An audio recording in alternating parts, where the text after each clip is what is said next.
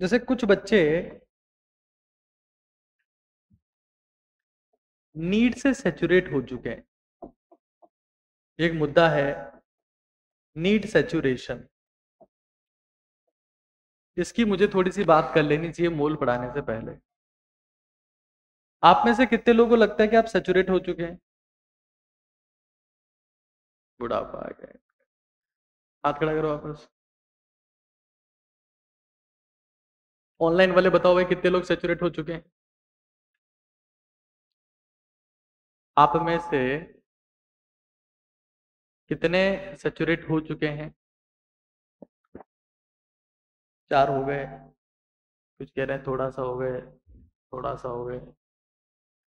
भाई किसी को भी अगर ये सैचुरेशन आ गया है तो उसके बाद में क्या होता है? Hyper saturation. फिर क्या बनता है? यहाँ तो बताया ना सब लोगों को, प्रेसिपिटेट बन जाता है आदमी का, वो खत्म हो जाता है। किसी को भी लगता है कि मैं सैचुरेट हो चुका हूं, मेरी बस की बात नहीं। आप एक काम करो, किसी को भी लगता है। अच्छा, आप में से कौन हुआ सैचुरेट? 1 2 3 4। कौन सा ड्रॉप है आपका, देख बताना एक बार। Third drop. Same but different.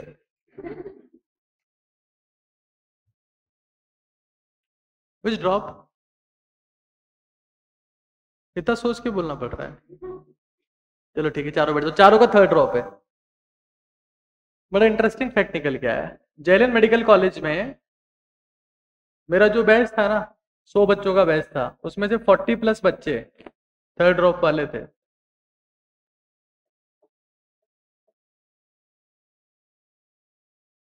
बारहवीं के साथ में 10 से भी कम थे। मेडिकल में ही होता है, ड्रॉप से ही सिलेक्शन होता है इधर। आईआईटी नहीं है। आईआईटी में 12वीं के साथ निकल जाते हैं। मैं आईआईटी के बच्चों को भी टीच कर रहा हूँ, मेडिकल के भी टीच कर रहा हूँ। मेरे को लगता है मेडिकल के बच्चे उनसे बहुत तेज होते हैं यार, बहुत तेज। और बहुत मेहनत करते हैं, बट बेचारे फिर भी कुछ नहीं कर पाते। किसी का आईआईटी दिल्ली में हो गया, किसी का खड़गपुर में हो गया। 14 में से 4 बच्चे सेलेक्ट हो गए पहले साल में। और मैं उनको बोल दूंगा कैमरे पे उनके लिए कुछ, तो उनको बेकार लगेगा। बिल्कुल लप्पू थे वो सारे, कुछ ही नहीं आता था उनको। 360 में से 100 नंबर, 120 130 नंबर। कोई सी ब्रांच ले लो, माइनिंग सेफ्टी आईआईटी खड़गपुर, हाँ। फिर ले ली सिविल आईआईटी दिल्ली, चल रहा है काम। ब्रांच तो कोई लिखता ही नहीं, बाद में आईआईटी लिख के निकल जाते हैं। बहुत कॉमन है नीट वाले बच्चों में। एक्चुअली अगर डॉक्टर कभी रिटायर नहीं होता है ना, डॉक्टर कभी रिटायर नहीं होता। अब वो जो इंजीनियर हैं, वो 60 साल की उम्र में रिटायर हो जाएंगे। डॉक्टर साहब को तो डॉक्टर साहब बोलना है लोग तब शुरू करते हैं जब उसका बुढ़ापा आ गया हो, जब वो ऐसे चलने लगा हो। ये दिक्कत है। मेडिकल फील्ड, आपका पेन जितना पुराना होता जाएगा, आपका सफेद कोट जितना गंदा होता जाएगा, उतना आपकी वैल्यू बढ़ती है। अरे डॉक्टर साहब दवाई लिखी, फीस कितनी? 1000 रुपए। क्या लिखी? Paracetamol. With the experience your value increases, क्योंकि इस सेक्टर में आपका एक्सपीरियंस बोलता है। और अगर आप 85 साल के हो गए तब भी you are writing the prescription. ऐसा होता है। एक चीज ध्यान रखो, तुम्हारे में से जैसे थर्ड ड्रॉप वाले कुछ बच्चे यहाँ बैठे हैं, उनको तो जब मैं ये पढ़ा रहा हूँ तो इसी को बोलते हैं अवगाद्रोस नंबर। पहले छठी बार पढ़ रहे हैं बात, आता है सब। उनको 2 चीजें करनी चाहिए, मैंने पहले ही बताया। एक तो जो तुम्हारा जेई जनवरी वाला होने वाला है ना, उसमें तुम 100% का टारगेट करो।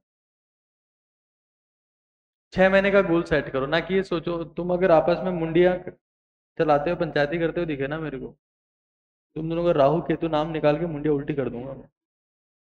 ध्यान रखना इस चीज का। 100% का टारगेट करो, पहली चीज। चाहे वो एक सब्जेक्ट में हो सकता है, इट कैन बी फिजिक्स और इट कैन बी केमिस्ट्री। फिर कोई सी एक स्टैंडर्ड बुक चूज करो। स्टार्टिंग में तुम एनसीईआरटी वर्ड टू वर्ड के साथ में जा सकते हो। फिर तुम, और जो तुमको लगता है कि यार मुझे एच सी वर्मा भी कर लेनी चाहिए, मुझे डीसी पांडे भी कर लेनी चाहिए, या मुझे BM शर्मा भी कर लेनी चाहिए, जो तुमको किताब लगती है XYZ। बट पहले यहां से शुरू करो। और कैसे शुरू करो? 3 सेक्शन में डिवाइड कर लो, फिजिक्स, केमिस्ट्री और बायो। 2 सवाल करो रोज के इसके, 3 इसके और 5 इसके। जैसे अगर मैं कह रहा हूं कि फिजिक्स के 2 सवाल करने हैं, तो वो 2 सवाल बेटा करने हैं 1 से लेकर 30 चैप्टर के सारे। ये बात 1 से लेकर 30 चैप्टर के क्वेश्चन नंबर 102, 102, 102, 102, 102 सारे करूंगा up to the ray optics starting from the basic mathematics. फिर सेम केमिस्ट्री में 3 क्वेश्चन, मान लो लगभग 25 चैप्टर है प्रैक्टिकल केमिस्ट्री जोड़ के भी, तो 1 से लेकर 25 चैप्टर के में 25 चैप्टर के सवाल अगर 3-3 करे तो कितने हो गए? 25 गुणा 3 बराबर कितने हो गए? 75। इसके 30 गुणा 2 कितने हो गए? 60 क्वेश्चन। और ये अगर हर एक क्वेश्चन 4 नंबर का है तो 240 नंबर का पेपर हो गया तुम्हारा फिजिक्स का। फिर बायो के 5 सवाल, 32 चैप्टर है, 32 गुणा 5 160 क्वेश्चन गुणा 4 640 मार्क्स का पेपर तुम्हारा बायो का। तो एक एक दिन फिक्स करते हुए आगे चलो ताकि तुम्हें सैचुरेशन नहीं है। देखो जब नीट का पेपर सिंपल हुआ तो बहुत सारे कोचिंग्स ने, बहुत सारे इंस्टीट्यूट्स ने खुद के मॉड्यूल को सिंपल कर दिया, बट आज भी जो अच्छी किताब है उनका स्टैंडर्ड वही है। तो अगर आप किसी भी एक अच्छी किताब को लेके सॉल्व करते हो तो it will help you lot. जब जैसे हम लोग जो GSB प्लान कर रहे हैं भाई, जिन बच्चों का 400 से ऊपर है, ऑफलाइन में प्लान है, नेक्स्ट वीक से हम लोग स्टार्ट कर देंगे, उनके साथ स्ट्रेटेजी यही है कि उनको यहीं बैठ के बुक के थ्रू ये चीजें सॉल्व करनी है। फिर हफ्ते के लास्ट में उनका एक फुल सिलेबस पेपर होगा।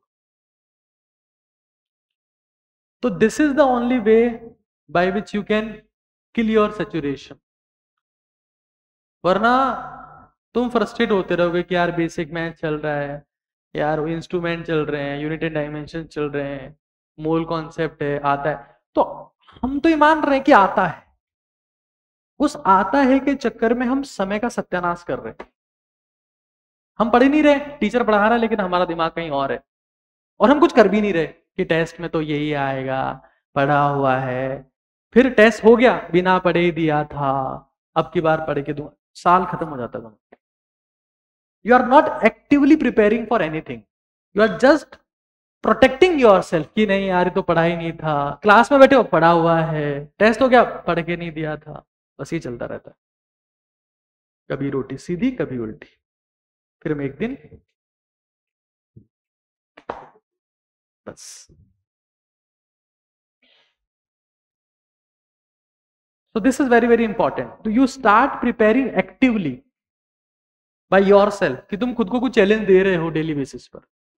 वरना ठीक है, जिंदगी चलती जाएगी चलती जाएगी। कोई भी स्टैंडर्ड बुक चूज कर सकते हो तुम। जैसे अपन GSP में तो स्टार्ट करेंगे, अपना GSP में बहुत क्लियर है, पहले वर्ड टू वर्ड से स्टार्ट करेंगे। अजमेर में स्टार्ट हो चुका है लास्ट मंडे से।